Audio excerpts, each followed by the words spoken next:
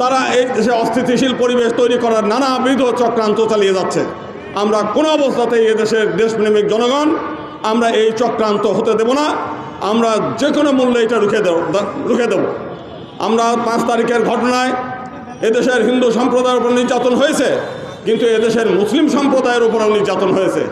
শেখ সেলিম, শেখ হেলাল, শেখ তন্ময়, হাসনাত আবদুল্লার বাড়ি, বিশ্বনন্দিত ক্রিকেটার মাশরাফির বাড়িতেও আগুন ধরেছে। আমার নিজের এলাকায় রেলমন্ত্রী জিল্লুল হাকিমের বাড়িতেও হামলা হয়েছে। এবারের যে হামলা সেটা আমরা প্রথম থেকেই বলছি এটা ছিল রাজনৈতিক।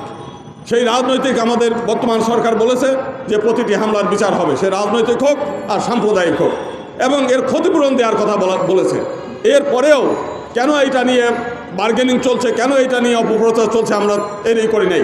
আমরা দীর্ঘ 17 বছর আওয়ামী লীগ শাসনামলে ভারত কিন্তু একটি টু শব্দ করে নেই বাংলাদেশের নির্যাতন নিয়ে, অথচ ওই 17 বছরে বাংলাদেশের 2.8% হিন্দু কমেছে শুধুমাত্র আওয়ামী লীগের নির্যাতনে। তারা হিন্দুদের সম্পত্তি এনিমি প্রপার্টি করেছে, ভারতকে শত্রু রাষ্ট্র ঘোষণা করে, অথচ ভারতের একটা ন্যূনতম মর্যাদাবোধ, ন্যূনতম নীতিবোধ, ন্যূনতম সম্মানবোধ থাকলে এই আওয়ামী লীগ থেকে বহুদিন আগে তারা দিক সরিয়ে নিতে পারত।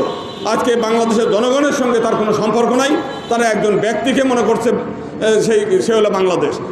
সেই কারণেই আমরা ভারত সহ আমেরিকা সহ পৃথিবীর সমস্ত মানুষকে জানিয়ে দিতে চাই যে এই দেশের জনগণের সঙ্গে সম্পর্ক করতে হবে, কোনো ব্যক্তির সঙ্গে না, কোনো রাজনৈতিক দলের সাথে না। আমি এইটা বলেই আমি আমার বক্তব্য শেষ করছি।